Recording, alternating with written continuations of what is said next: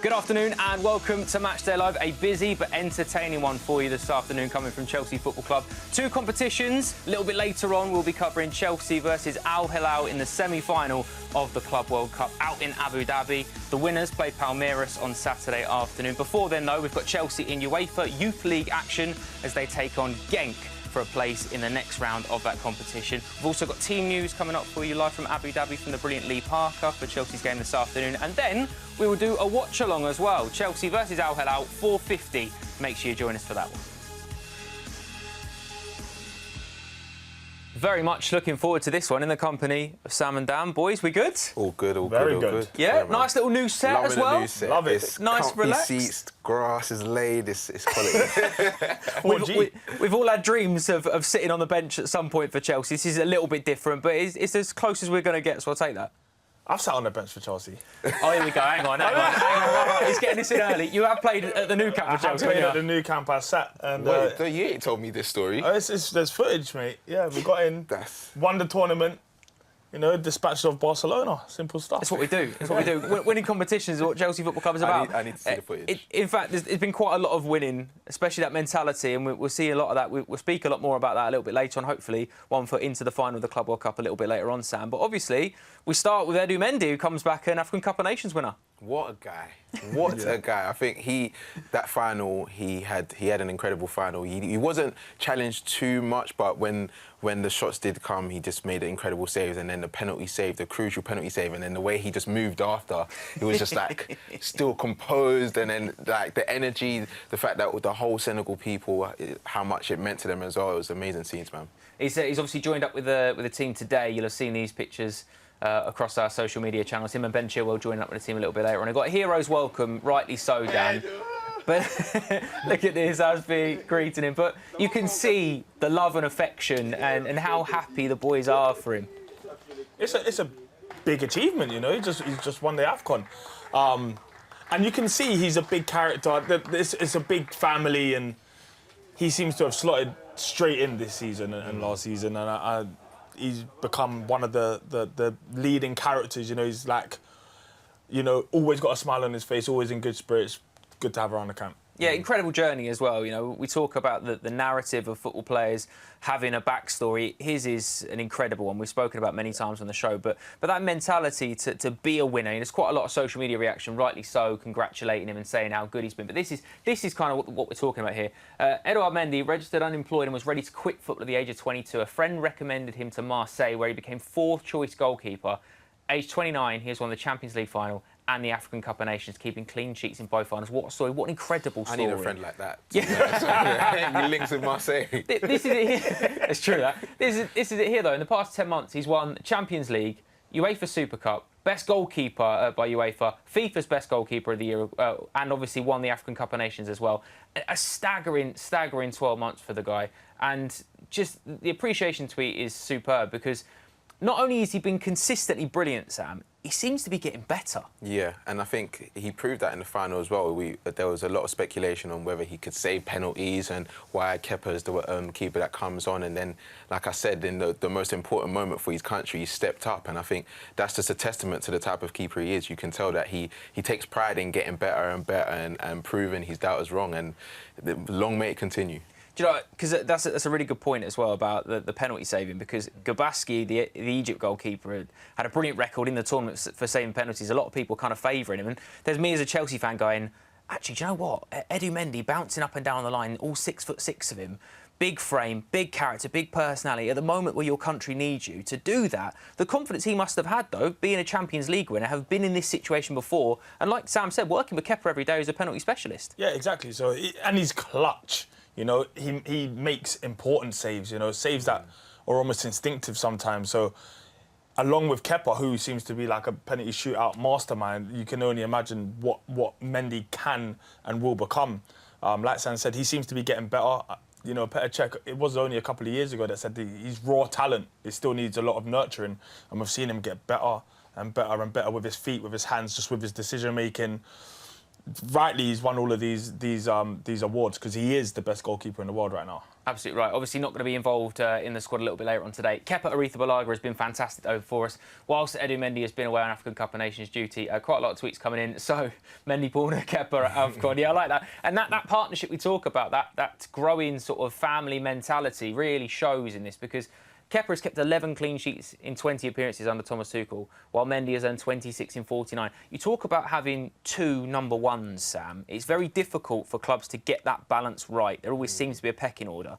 It's very easy to say, outside looking in, there's always a pecking order. But if you're a Chelsea fan and you look at it, you look at competitions like this, you look at FA Cup run, you look at the way that Kepa's performed, there isn't a sort of hierarchy. There is two sensational goalkeepers that compete and get the best out of each other. Yeah, and I think that's a credit to Tuchel again. He's shown that healthy competition's good for the side. You know, there's competition in goal, there's competition at centre-back, right-back, up top as well. And I think he takes pride in the fact that it's a team sport. He wants everyone to know that we're in so many trophies. We're in for the Club World Cup now, and Kepa needs to be called upon. And he's taken pride in making those big stops, like he did in the FA Cup, like he's done over the years as well. And I think Mendy, the type of mentality he has as well, he's humble. He's willing to learn from Kepa. I'm sure Kepa's learnt a few things from Mendy as well. And it's beautiful to see. It really, yeah. It really is. And obviously not forget Marcus Bettinelli, who made his debut for Chelsea earlier in the FA Cup this season.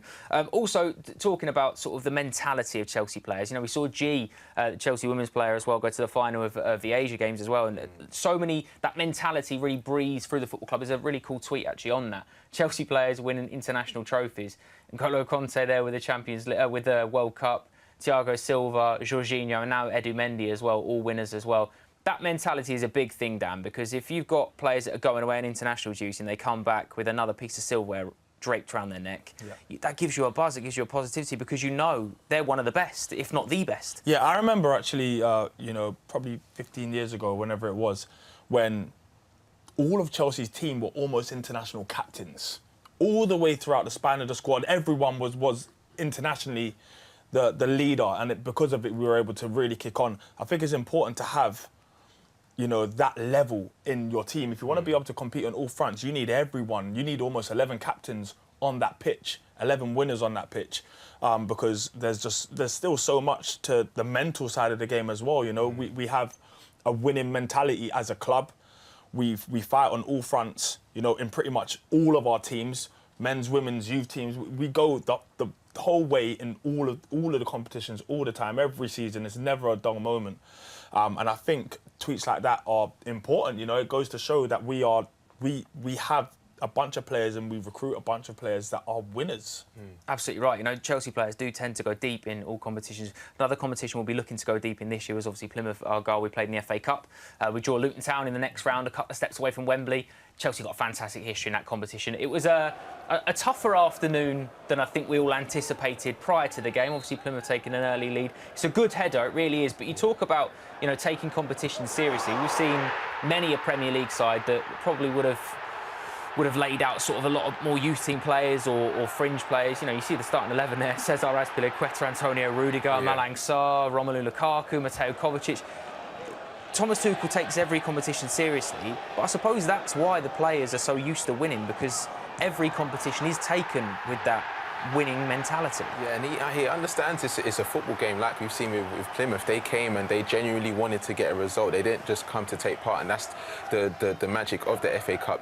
These teams know that they stand a chance. We've seen other upsets in the competition, and I think it's a credit to the team to say that we're not just going to allow ourselves to, you know, let the occasion get the best of us, and, you know, really prove. Even with the second goal, you see the moment of brilliance that it took to, you know, get the second goal, and here we see the Kepa moment. Yeah. He had to step up, because that was quite a nervy moment, and it's just like sometimes when your player, when something like that happens to Sarr, you need players like Kepa to, you know, say, you know what, bro, I've got you. And like you said, you know, like you've already said, when you've got Kepa in goal, who is a penalty specialist, there was obviously a huge amount of nerves ahead of this, but also you're probably looking at it going, we've got the best man for the job between the sticks there, Dan. It's a really good save as well, isn't it? He never even spills it back into the 6-yard box. It's always either caught or pushed out wide. It's become a bit of a hallmark of his now, you know. Some keepers have that, where you just know in penalty shootouts they have the upper hand. We have that keeper. we talk about that quite a lot, don't we, about that mental battle that footballers have to go through. And penalty for Ryan Hardy at the end there, into the shed and with all the Plymouth fans behind, knowing full well that this could be one of the most, sort of the biggest goals that his football club have ever scored. So there's that mental pressure. On the flip side, you've got Kerr that's going, I do this for a living, mate. This is my bread and butter. I say penalties all day long. So already you've got that one-upmanship. And going into a competition now, like we will do against Al Hilal this afternoon, then Palmeiras, you know, we could see another penalty shootout. If you've got Kerr in goal, already the opposition players will have done their studies on it, knowing that he is comfortable. He's good in this situation. Yeah, and he's just fully focused. The thing I like about Kerr, yeah, when he came in, there was a lot of speculation around the figure and how successful he should be as he starts, and we saw the mental strength that he showed to, you know, have another keeper come in and then get his opportunity again, and then when he gets his opportunity, kick on and really like integrate himself within the squad. You see the squad, they love him, they come over to him when he saves the penalties, and like Dan said, it's just normal now. We're so used to seeing him save penalties because he takes pride in it, and I'm sure any player that is even in the 6-yard box that is trying to have a shot against him are going to be quite fearful. Absolutely right. You know, I know we hark back to it. We spoke about it on Saturday, but he was on Chelsea Mic'd Up, the podcast last week, talking about his confidence going into penalty shootouts is probably the right word, because he does all his sort of pre-match rituals. He knows ahead of time what he's doing, but also in football there isn't a lot that can beat just pure confidence and being at the top of your game, is there? I think that's the main thing. When you're looking at someone who's 12 yards away from you and you're giving him the eyes the entire way, and he'll try and do the same. He'll try and give you the eyes and put you one way or another. But I think there's a sixth sense that he must have, because not every keeper has it. He, regardless of what eyes you try to give him, he seems to go the correct way. I mean, I'm not sure what the percentages of the average, you know, penalty are. I'm assuming they would be in favour of the penalty taker more than the keeper, but he seems to flip that on his head. He saves more than is scored past him. So yeah, it's a good percentage. Oh, fantastic! And also, you know, the fact that he has saved more penalties than any other Chelsea goalkeeper already, and he could add to that. You know, and you look at the cup competitions that he is obviously favoured in. We'd imagine that he'll play today. If it does go to that point, like we keep saying, it comes back to it again and again and again. But as a centre half, you know that you've got a good goalkeeper that's confident. You've got a good goalkeeper that's not only confident in a penalty situation, but can play with his feet and is starting to get that spring back in his step that perhaps for a little while was dwindling a touch. But over the last 12 months, 18 months, his character has been fantastic. And I don't think that is spoken about enough, the mentality that he has shown at such a young age still for a goalkeeper to bounce back from a stickier, tough period in his game to now arguably playing the best football of his career. Yeah, 100%. Like you said, we've seen him grow so much. We've seen him have his down moments. We've seen him to come out and speak about it as well. And I think it's really a credit to how strong his mentality is. We're not professionals, but we can obviously imagine how much it must take to, you know, overcome that barrier of telling yourself, like, am I really good enough? And then getting the opportunity and then having to prove yourself week in, week out. And he's doing that. Mendy went away for the AFCON, and like you said, with stats there, he's got how many clean sheets for under Tuchel, and he just seems to be growing and growing as well. So it's great to see. Absolutely right, absolutely right. Obviously, a lot more build-up coming up to Chelsea versus Al Hilal. Out in Abu Dhabi for us is the brilliant Lee Parker. Here's his video diary. It's nice, isn't it, George? It's very nice. Lovely weather.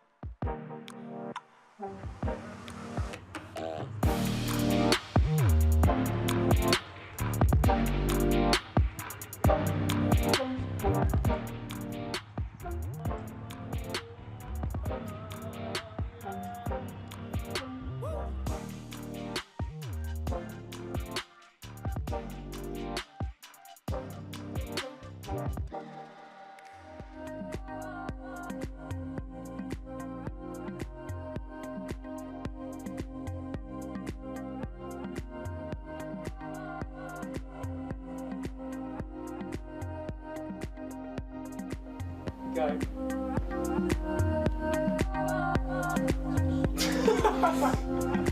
Listen up a bit. I can't even see it. I can hear how stiff you are.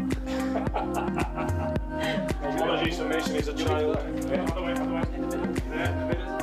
Over a bit.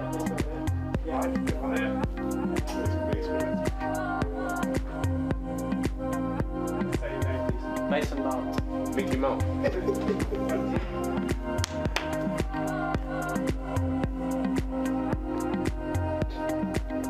can't keep doing that for that long. That was good. I think we had our 5 seconds, huh? Yeah, we're good. Yeah. Peace out.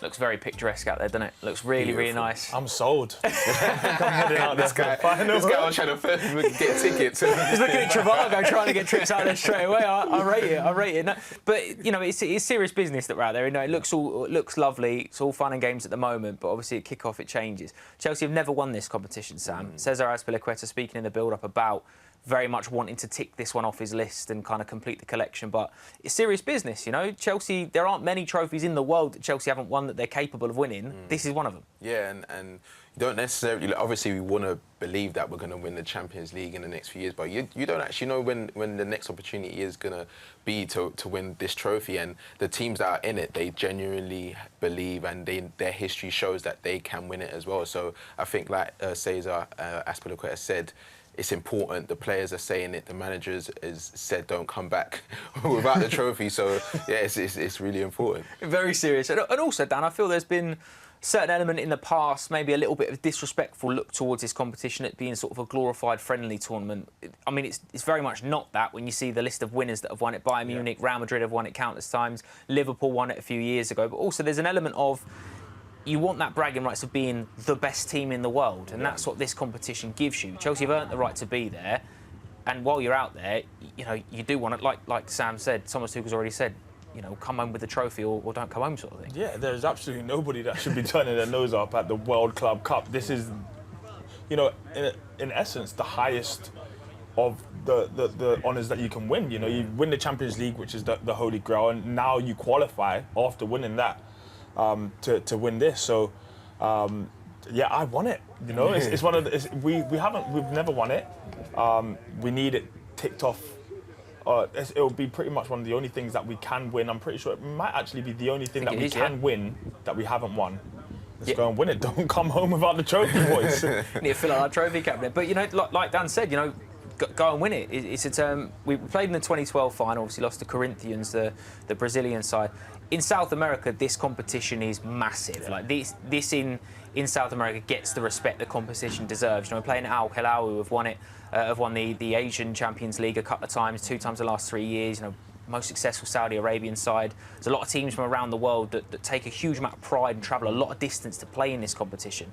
For Chelsea, to not only tick it off, but also lay down a marker as saying, you know, we are a superpower. We are a footballing superpower. We know we are, but also assert yourself a little bit, you know. Bayern Munich have won it, Real Madrid have won it, Liverpool have won it. Have that gold plaque on your shirt, Sam. It's a big deal. Yeah, and it looks nice on kits. I want to see that on the Chelsea shirt. But like you said, the teams that are in the competition, they know how important it is it's their opportunity to show the world why they're one a football team, but also like how good they actually are. And I think we've seen with Al Hilal, we've seen in their squad, they've got some ex-Premier League players, they've got players that have played in Europe, so it's not going to be an easy game. We're definitely going to be challenged on all fronts, but as we're going into the competition as the favourites, we need to really stamp our mark. Winning's a habit. This football club does it continuously at all levels, including obviously the UEFA Youth League's a big one for us today against Genk.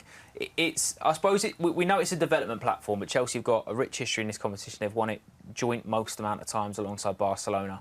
When you're keeping pace with Barcelona for youth development and player development, you're doing something very right. Yeah, for how many years were Barcelona the kind of benchmark for youth football and being able to just churn out ridiculous talent after talent after talent after talent, and now it almost feels like we jumped in their slipstream and we've perhaps overtaken them now. Cobham is probably the best youth academy in the world, and we have another opportunity to show it today against Genk. Absolutely right. Yeah, big Chelsea UEFA Youth League action coming for you this afternoon, and let's get some team news. In fact, with Jason Cundy and Tommy Langley. Gentlemen, thank you very much indeed. Good afternoon from Genk. So, Andy Meyer's team here in the knockout stage, and this is going to be ended today. Sherman Lowe, Rankin, Brookin, Gilchrist, Humphreys, Elliott, Haig, Simons, Wareham, Vale and Hall. That's the team. Tommy Langley is alongside me. Tommy, how do you see that side lining up? Hi, Jace. Yeah, plenty of experience in there, Jace. I see us playing a back three. I think Humphreys, Gilchrist and Brookin will be the back three in front of Teddy Sharman Lowe. Dion Rankin will play wide right with Lewis Hall on the left-hand side. The two midfield players, Simons and Belliot, will be our engine room in there. And Ben Elliott, that is, sorry. And then Joe Haig, Jayden Wareham will be our striker. And Harvey Vale, who's in great form, will play on that left-hand side. But I imagine he'll float around a little bit. But it's a strong side, Jason. We're also aided by the fact that their best player, Nemeth, Hungarian international striker, isn't fit to play today. I've seen the boy play many times. He's mobile, he's quick, and he would carry a threat to the back three. So it's very helpful that he's not involved today. Any surprises on the bench, Tom? Yeah, very much so. Obviously, Soon Sup Bell, obviously he's had first-team experience at Brentford this year. You look at Fia Beamer, who can score a goal. And obviously Charlie Webster, who's had a big influence in the games just recently. So, again, plenty of experience on there should we need to change the game. So the shape of the team is a 3-4-3. We've seen that plenty of times with the first team. How are we going to... Is it an attacking line-up here, Tom? Are these wing-backs going to be Lewis Hall on one side, Rankin the other? Are they going to be high and wide? I think they are. I think we're going to have to go at them today. I think we got better quality in the squad, and I think Andy Miles will recognise that. And I think it's no good sitting back and letting them attack us. I think you've got to go and punish them if we are better than them. And I think we'll have plenty of possession as we normally do as a side. And I think we can make that possession tell. But they're a fairly strong academy. I mean, their reserves are. I think they've won 11 out of 12, and a lot of them boys would have played in that team. So there's a lot of Belgium internationals there, so they won't lack for their own abilities and their own confidence. But as I said, on the day, you just hope we've got more quality and depth. Tom, we finished second in the group, 6 points behind Juve, who topped the group, and 3 points ahead of Zenit. I saw the game against Juve at home. They outclassed us from minute one, to be honest with you, and they ran away with the group. How important is this that we get through this game? Because there were moments in the game against Juve that you felt that we could hurt them and didn't quite have it in the final third. What does this game mean to these boys? Well, plenty. And you look at a lot of these boys would have come in the back of the Liverpool game. They'd have come on the back of the Liverpool game where they were 3-0 down at half-time and won 4-3. If that doesn't give you confidence, nothing will. Yes, it went wrong in the first half, but they showed so much character and skill and ability to get back in the game in the FA Youth Cup recently. That should lead them into this game with great confidence. And as I said, if we can get our foot on the ball, get our strikers involved in the game, I see a Chelsea victory this afternoon. Thank you, Tom. So join us at 3 o'clock. It's the UEFA Youth League, Genk versus Chelsea. Live commentary coming up here on the 5th stand. Over to you, boys. Joe, in the studio. Thank you very much, boys. Jason Cundy and Tommy Langley going to be talking us through the action a little bit later on. Also, for the watch-along for the Al Hilal semi-final in the Club World Cup a little bit later on, we've got our very special guests on a video. We've got Elizabeth, Brett, Terran and Jonathan as well, all regulars on Matchday Live throughout the season, of course. Brett, I'll come to you first, mate. Exciting day. Obviously, we've just spoke to the boys about Chelsea being in any final. Any competition to win is a competition that Chelsea want to win. How confident are you feeling? Feeling like confident. I just saw the video about this morning, and he looks looked to be really good. Brett, we can't hear you that well, mate, so we'll come back to you in a bit. We'll sort that out. Just on this, obviously it's a big final. It's a big, exciting day for Chelsea Football Club. Wherever you are watching, make sure you keep us involved in the chat, in the communications, of course, in the chat a little bit down below as well. On the Fifth Stand Up, you can have your say on whatever's going on. Let's have a little chat about, obviously, someone that we know as a regular on Matchday Live, a big Cesar Azpilicueta fan. We'll talk to Elizabeth in a second about Azpi, but first, let's hear from the man himself.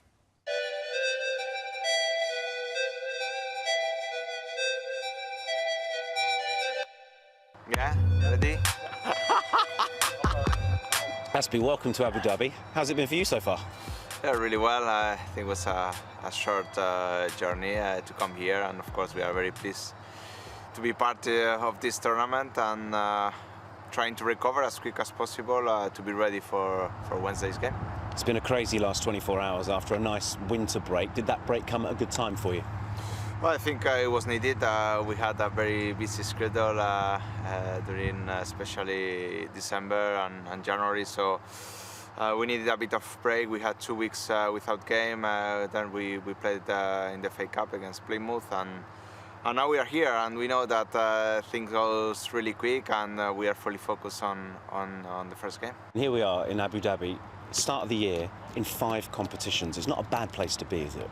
No, and we have to realize how difficult it is to be in this kind of tournament. You need to qualify in the Premier League to play the Champions League. Then the Champions League you have to go all the way and win it, which we know is not easy. And then we are here playing against teams from every continent in the world, and every team with our own style. Different culture of football, so we know that is very important. Of course, I was part of the 2012, and it hurt a lot, and hopefully this time we can make it. I was going to ask you about that, because obviously you've had the experience of the competition before. With that in mind, does that give you extra impetus, extra motivation this week? Yeah, it does, because maybe at that time it was my first season. Of course, I was not coming from winning the Champions League, but we had a lot of competition, so it looked more normal than it was. You know, you realize how difficult it is after 10 years to be back here. That it took 10 years to be back, and we have the chance to be the first ones to win it for Chelsea, and we have to create our own history, and we have our chance. You've created quite a history in the last 10 years. Could you have ever imagined it would have worked out the way that it has? No, and I couldn't, and of course I regret a lot of finals that I've been part of it and I lost, and that hurts me a lot, because I think we have been in quite a few and we didn't win, which it hurts, because you arrive up to the end and then you get disappointed. But also we have won some trophies. We want to win more. We have exciting months ahead of us. As you said, we are in 5 competitions in February, which is not easy, and we have a fantastic group, and now is the moment to take it, and I think we are all ready for it. I know how modest you are, but this week you could complete the Trophy Grand Slam. That would be something pretty special, wouldn't it? Yeah, it is. You know, when I arrived, I couldn't imagine to be here today, and you know, to have this chance is amazing. We know that in every competition we want to fight for it and win it. That's the mentality from Chelsea, to go all the way in every competition and to create that history and to win this trophy. Of course, it means a lot for the whole group, for me personally, and we have to be ready, because it goes really quick, and it's a short tournament where we have to be at our best. I know we've spoken before about the pride you have in being the captain of this football club, but you seem to really be relishing that role at the moment, especially with this group. Well, I feel really proud and grateful to have the opportunity to be the captain of this football club, not only with the work that we do on the pitch, but obviously to lead the team and being part of such an amazing group, and you know, winning trophies and competing every game I'm really grateful for that, but also for the work that this football club does off the pitch. To be part of it, I learned so much. You know, when I arrived here in 2012, I couldn't imagine that I could become a Chelsea captain, and I tried to improve. You know, I think you have to be open, you have to learn. you can learn until your last day of your career. You know, on and off the pitch, I had the chance to share dressing room with a lot of great personalities, captains with armband, without armband, and I think with my own personality, my own way of seeing football and seeing life, I try to develop and put everything into my team, into my club, and at the end of the day is what I want: win trophies and keep creating history for his club. It seems crazy that it's nearly 10 years since me and you sat down for that first interview and you walked in the door. I think you've aged a bit better than me, though. No, I don't think so, but it was, you know, I remember very well. My English was not very good. You know, I was not a big signing, you know, I have to be honest. I arrived, I knew that I had to work my way into the first team. You know, my first game with Chelsea was, I remember in the academy pitch against Charlton, a friendly game. So that's how it went. And you know, I always have had the confidence from the club. I had the belief and the confidence from myself that I could make it. I knew that I had to work hard. That was not granted. That I knew how difficult it is to play for Chelsea. And step by step, I never thought further than the day that I was coming for training, improving, being happy. I really enjoy, and that's, I think, the most important thing. Finally, it's strange, isn't it, being here in Abu Dhabi without the boss? We hope Thomas gets obviously well very soon. Does that change your role as captain when the manager isn't here with us? Well, of course, we are disappointed that Thomas cannot be here. Of course, he's our manager, he's the one that lead us, and of course my role has to change, because everybody, we need to step up, we need to make the most of the situation. Is what it is the reality. We cannot change it. Of course, Thomas will have a big impact from London into the camp and the games, but we have our coaching staff, we have every player. We need to step up and fill that gap, even though it's impossible to fill it, but we are where we are and we cannot change it. So I think everybody, we need to step up, to take more responsibilities, and hopefully to bring the trophy to the boss. What a man. What a man. Elizabeth, I have to start with you as our resident Cesar Azpilicueta reporter. When the manager's not there, how great is it to have Cesar Azpilicueta as sort of boots on the ground to make sure everything is still steady, and what a representative he always is? Yeah, I mean, I think that Chelsea are super lucky to have Aspie as the club captain, and he's somebody who really embodies everything that Chelsea values. And I think that he's going to bring that onto the pitch. He knows how important this trophy is for Chelsea to try to win, and he's going to make sure that everybody's on their A game, pushing them, even with Thomas Tuchel there, but especially since Thomas Tuchel isn't able to be at the game today. Absolutely right, and Terran as well. The fact that, good to see you, by the way, mate. Thank you very much for joining us, all of you. But also the fact that he's, you know, he scored against Plymouth at the weekend. He's a captain that leads by example in every single fixture, regardless of a sort of character or regardless of stature of game. He's always leading by example. I would agree 100%. I love him being on the team. He's been a great influence for everybody. He really is. He's just a wonderful guy. And Jonathan, I know that we spoke to you after the Champions League. Just have a little look at this tweet though first, because this is a really cool sort of prime example. Just mental, thinking that if Aspie wins the Club World Cup, then he's won every single trophy possible at Chelsea. What a legend! It's exactly that, isn't he, Jonathan? He is a Chelsea legend. I would believe so, because due to his longevity and his performance with us, especially. With Dave around, he is always such a dependable person to be on the pitch. So yeah, definitely a Chelsea legend to me. Absolutely right. And Brett, I know that obviously we saw you fairly recently. You've been over to the ground fairly recently. Hopefully we sort your audio out, by the way, now, mate. But you wandered past the shed wall with us on strolling down Fulham Road. Do you think Aspie's the next name to be added to that? Yeah, definitely. I think he is. He's been just great for us over the past couple of years since we signed him from Marseille, and just excited to see him win it all. You know, sounds like he's super excited about this trophy, and the boys all are, and so I'm, rearing to watch this game today. And also, Elizabeth, we talk about setting the tone and setting the tempo, and having Aspie as a leader, not just on the pitch but off the pitch, as a great representative of the football club. It also helps that he's probably one of the most consistent and best Chelsea footballers that we've ever seen. Exactly. I mean, it's really incredible when you think about how consistent he's been, where there have been some seasons where he played every single minute of every Premier League game.